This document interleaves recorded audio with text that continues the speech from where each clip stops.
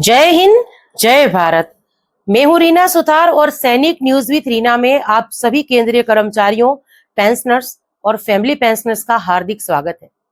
अगर आप 2026 में मिलने वाले महंगाई भत्ते यानी कि डीए और महंगाई राहत यानी कि डीआर की हर छोटी बड़ी अपडेट्स पर नजर रखते हैं तो आज की ये वीडियो आपके लिए बेहद ही महत्वपूर्ण होने वाली है, क्योंकि अभी अभी जून 2026 के ऐसे आर्थिक आंकड़े जारी हुए हैं जो आने वाले समय में महंगाई के रुख को समझने के लिए बेहद ही अहम माने जा रहे हैं।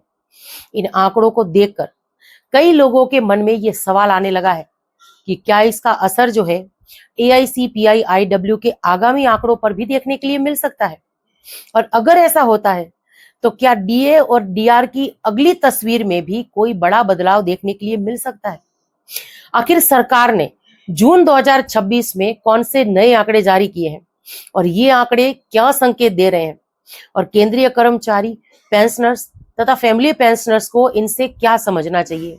इन सभी सवालों का जवाब आज के इस वीडियो में मिलने वाला है। आज के इस वीडियो में बेहद ही सरल भाषा में पूरे तथ्यों के साथ हम इसके बारे में बात करेंगे, इसलिए वीडियो को अंत तक जरूर से देखिएगा। ये और इसके साथ साथ बहुत सारे कमेंट्स को मैंने आज के इस वीडियो में शामिल किया है, जिनके माध्यम से हमारे पेंशनर्स और फैमिली पेंशनर्स ने अपनी पेंशन संबंधी सवालों को पूछा है। तो चलिए इसी जानकारी के लिए आज के इस वीडियो में आगे बढ़ते हुए आप सभी से निवेदन है कि वीडियो में अंत तक बने रहिएगा। इस चैनल के माध्यम से दी गई जानकारी अगर आप सभी लोगों के लिए यूजफुल रह रही है तो लाइक और शेयर कर दीजिएगा। इस वीडियो को हाइप करके हर एक कर्मचारी पेंशनर्स तक वीडियो को पहुंचाइएगा। आप चाहें तो चैनल को ज्वाइन कर सकते हैं, लेकिन अगर सब्सक्राइब नहीं किया है तो जल्दी से पहले चैनल को सब्सक्राइब कर लीजिए, नोटिफिकेशन ऑन करिए, ताकि हर एक वीडियो की अपडेट आप लोगों तक पहुंचती रहे। तो इसी के साथ आज के इस वीडियो की शुरुआत करती हूँ। तो चलिए आज के इस वीडियो की शुरुआत करते हुए सबसे पहले बात कर लेते हैं कुछ कमेंट्स की।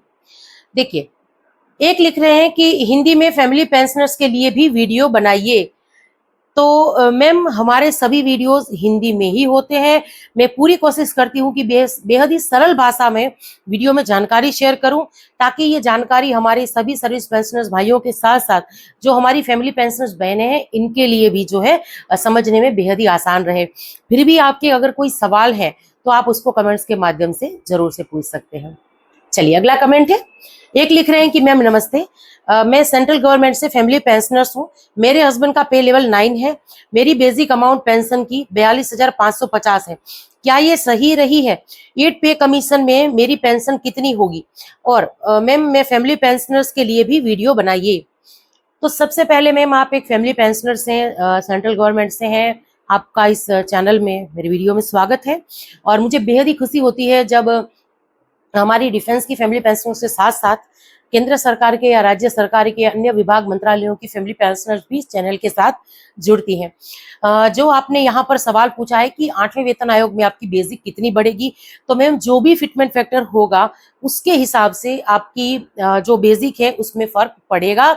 अभी जो आपने लिखा है पे लेवल 9 के हिसाब से 42,550 रुपये अगर आपकी बेसिक है। हालांकि पीपीओ वगैरह चेक करके ही हम सही बेसिक की जानकारी दे पाएंगे, पर क्योंकि पे लेवल ज्यादा है तो बेसिक भी थोड़ी ज्यादा रहती ही है।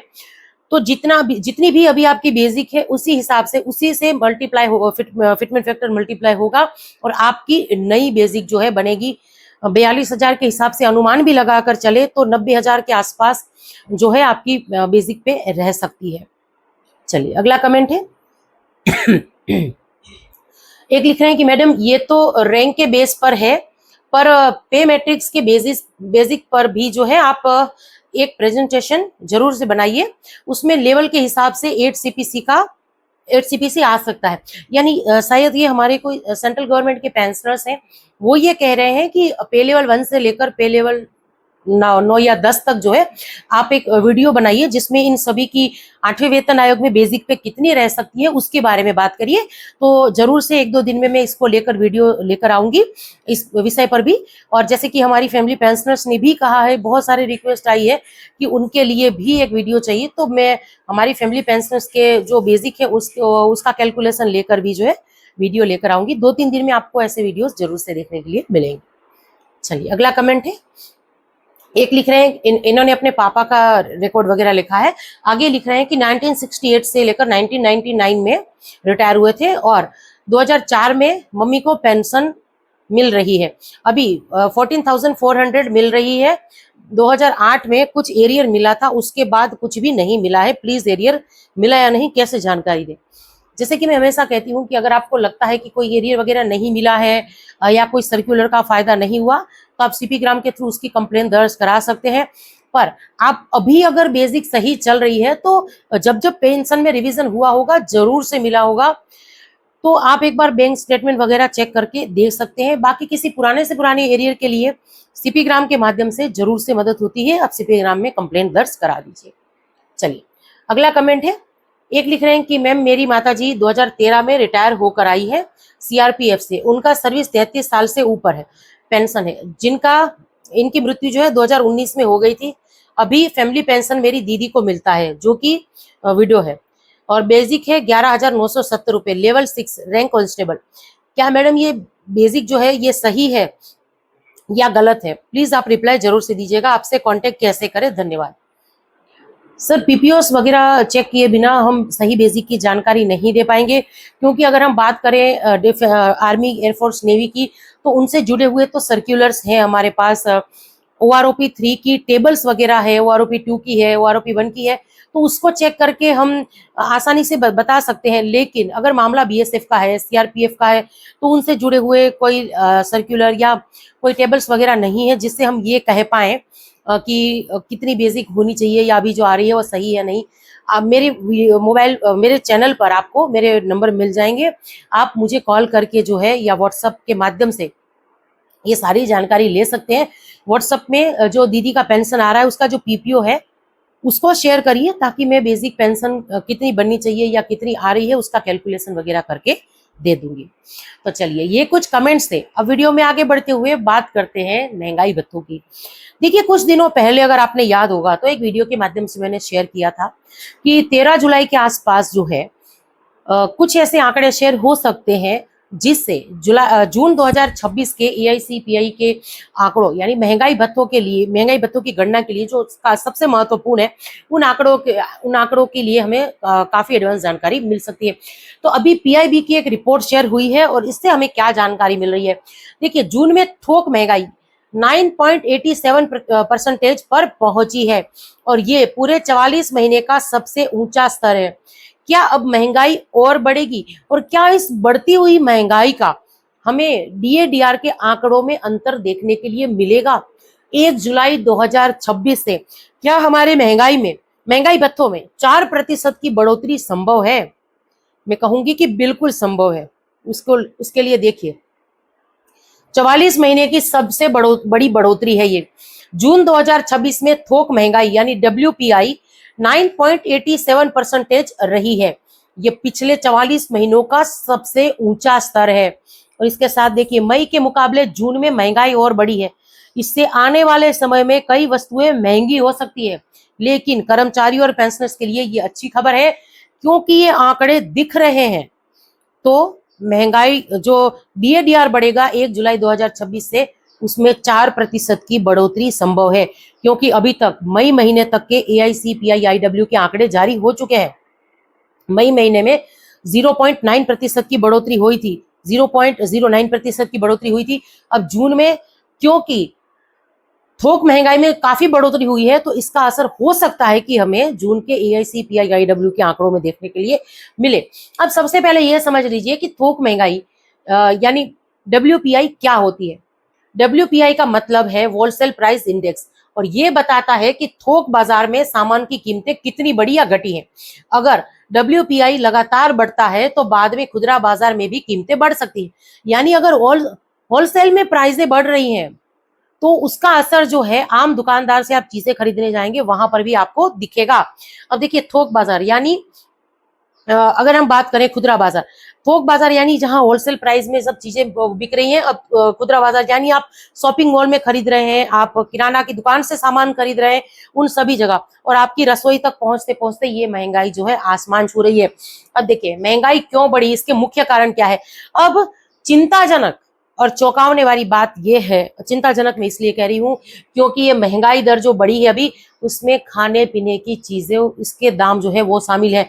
जैसे खाद्य पदार्थ महंगे हुए हैं, सब्जियां और फलों के दाम बढ़े हैं, ईंधन और ऊर्जा यानी ईंधन और ऊर्जा की लागत बढ़ी है।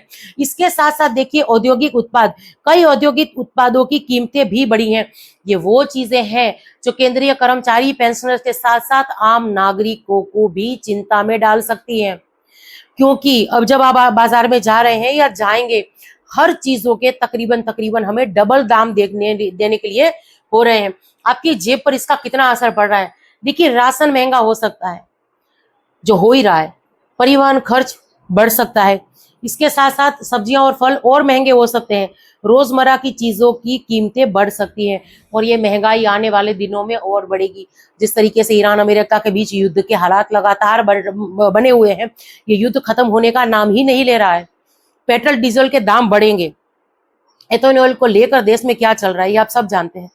अब इन सब चीजों का असर आने वाले दिनों में बाजार में इन चीजों पर और पड़ने वाला है और महंगाई की मार सबसे ज्यादा मिडिल क्लास, कर्मचारी, पेंशनर्स और आम नागरिकों को होगा।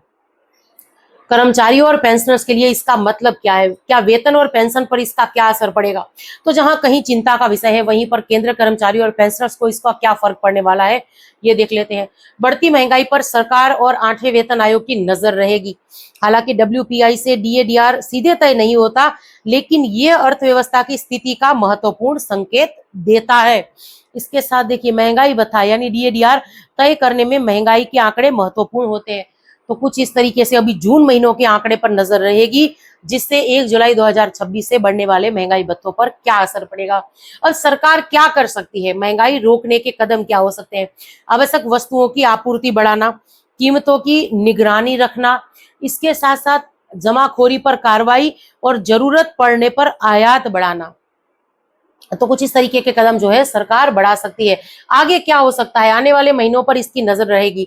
अगर खाद्य पदार्थ और ईंधन महंगे रहे तो महंगाई का दबाव जारी रह सकता है, लेकिन यदि सप्लाई सुधरती है और कीमतें नियंत्रित होती है तो महंगाई में भी कमी आ सकती है।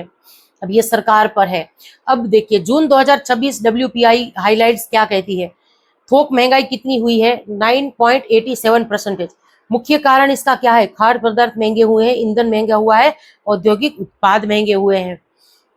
44 महीने का उच्च स्तर है ये। आम लोगों, कर्मचारियों और पेंशनर्स पर इसका सीधा असर संभव है, जो पड़ेगा ही। इसके साथ क्या महंगाई और बढ़ेगी?